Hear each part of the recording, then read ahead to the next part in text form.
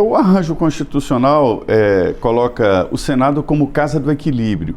Cada estado, independente da população, tem 3 senadores, né? Exatamente. Já a Câmara obedece à proporcionalidade de habitantes.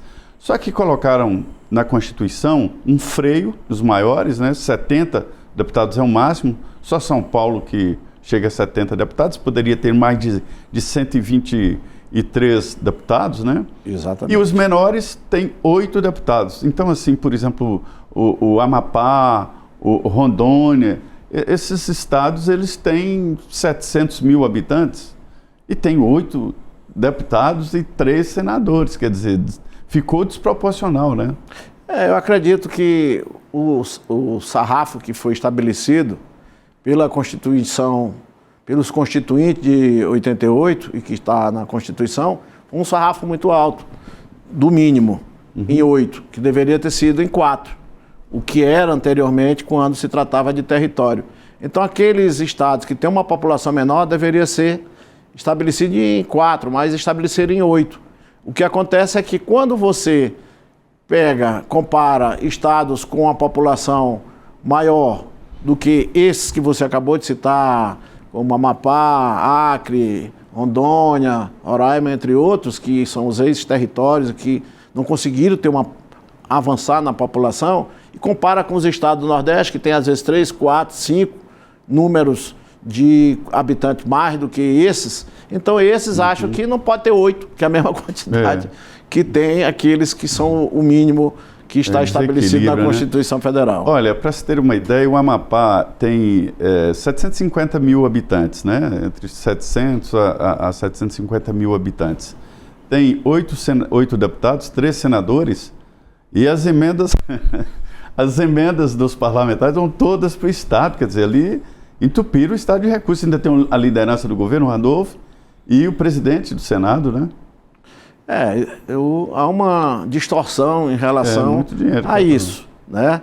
Porque as emendas, elas são distribuídas aos parlamentares de acordo com o parlamentar e não de acordo com a população dos estados que eles representam na Câmara ou dos senadores que representam no Senado. Então, é de acordo com a quantidade de parlamentares. Então, todos são iguais dentro da Câmara e por isso que é repartido aquele percentual que é distribuído anualmente, de acordo com a receita corrente líquida do ano anterior, as emendas individuais impositivas e também as emendas de bancada, que são iguais para todos os estados. Todos os estados, independente do seu tamanho, têm o mesmo recurso para destinar aos estados. Desequilíbrio, né, deputado?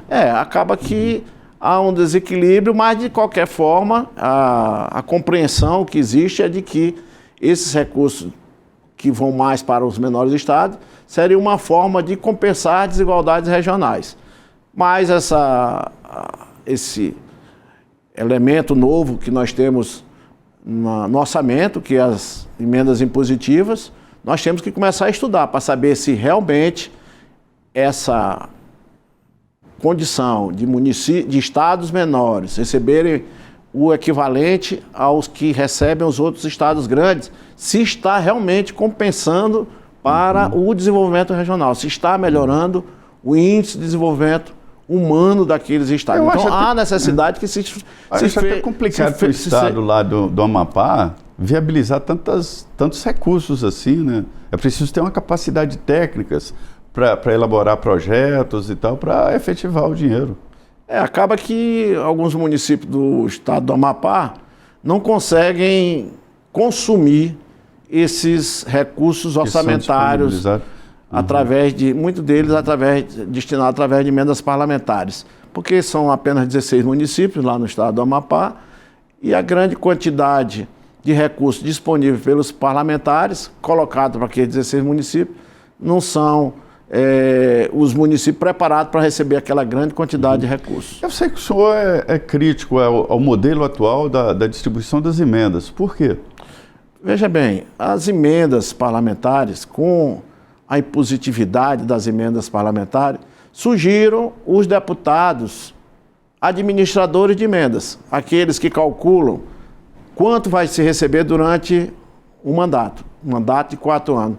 Eles multiplicam, aquele valor é 36 milhões de emendas impositivas individuais, mais no mínimo 20 milhões de emendas que são de bancadas e que, ao final, elas são distribuídas individualmente, porque elas não estão sendo utilizadas para a infraestrutura, como deveria ser, como foi pensado lá atrás, os constituintes assim pensaram, os constituintes derivados, inclusive, mas o recurso, digamos que chega em torno de 60 milhões. Eles calculam ali 4 anos, com 4 vezes 60, vai dar o quê? 240 milhões. Eles fazem um percentual ali do que uma empresa ligada a eles vão fazer de obras ou fornecer determinado serviço. Tem deputado que não está nem aí para o que está sendo votado no plenário. Não quer nem saber. Vai muitas das vezes com orientação. Ele está lá apenas para administrar recursos de emendas.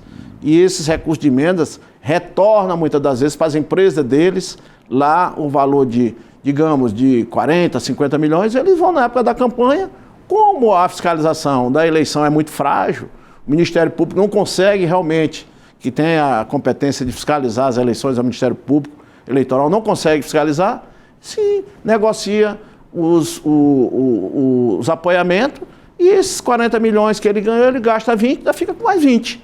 Tu entendeu? Então vai no lucro para aqueles parlamentares que não vieram aqui pensando em melhorar a condição de vida do brasileiro, em levar habitação para quem precisa, como eu trabalho muito nessa área habitacional, não trabalha a questão do fornecimento de água para as cidades, que é outra área que eu venho trabalhando desde 2015, quando eu assumi meu primeiro mandato, levando sistemas de abastecimento de água para fazer com que a população evite doenças que são levadas para ele através da água, que a água leva saúde, mas também leva doença se a água não for potável. Então tem deputados que vêm para cá apenas para administrar emendas.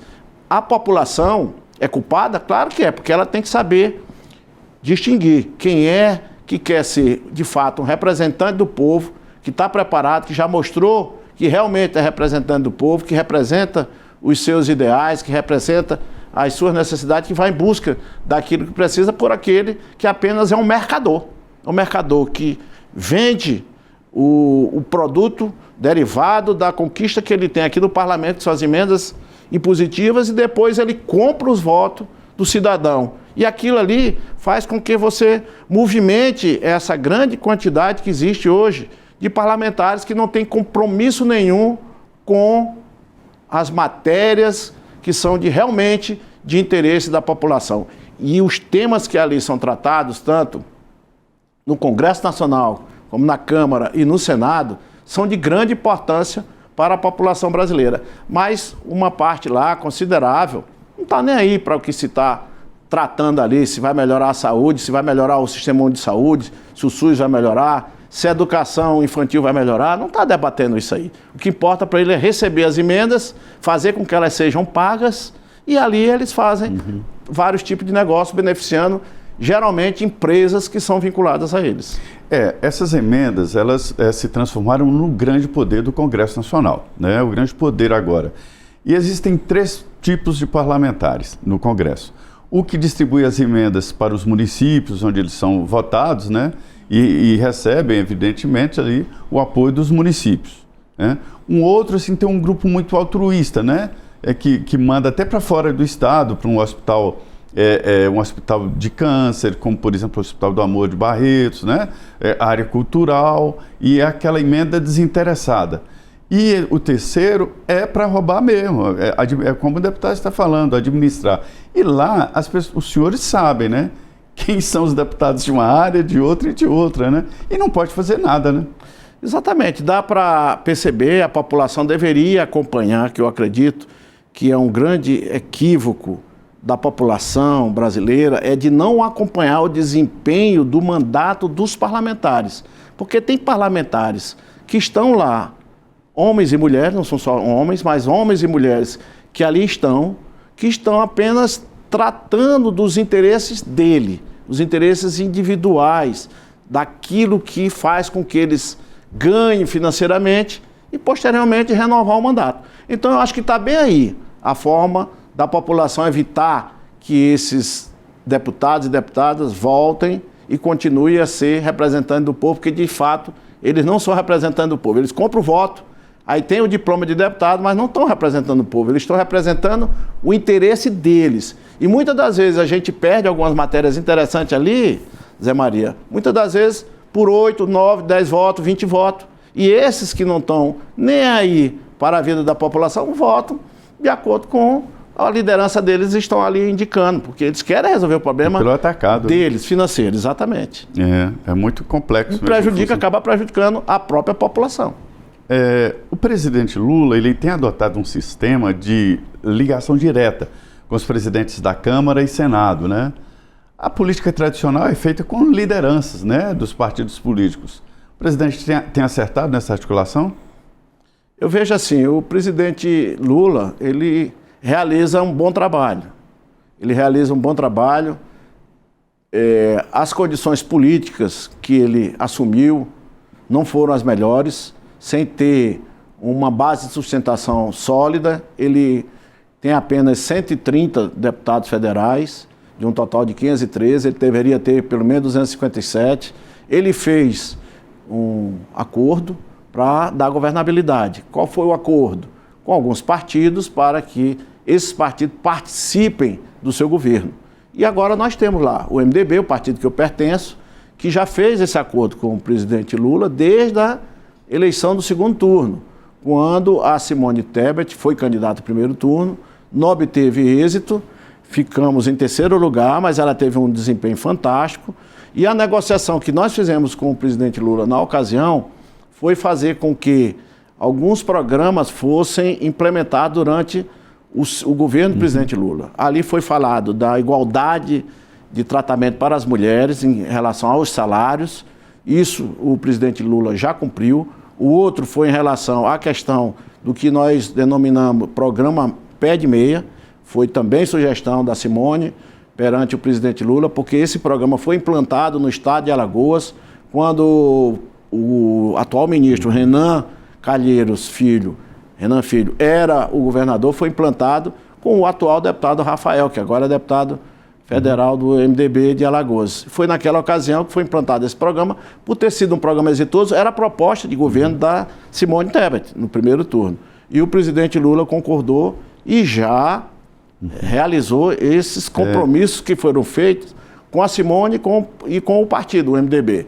Em seguida, ele concedeu 3 ministérios ao MDB, 3 ministérios bons, um do planejamento, onde está a Simone Tebet, outro do transporte, está o Renan, e outro que é o Ministério das Cidades, onde está o Jader Filho. Então são 3 ministérios e que nós temos também 3 bons ministros do MDB que têm realizado um bom trabalho, temos colaborado muito o partido na governabilidade, assim como temos trabalhado bastante no governo do presidente Lula. O presidente do MDB, o deputado Baleia Rossi, me disse o seguinte, que o MDB hoje está dividido. Uma parte quer continuar no governo, quer apoiar o presidente Lula na reeleição, outra parte quer ir para a oposição e quer lançar candidatura própria, né? Exato. Qual é a parte majoritária no MDB?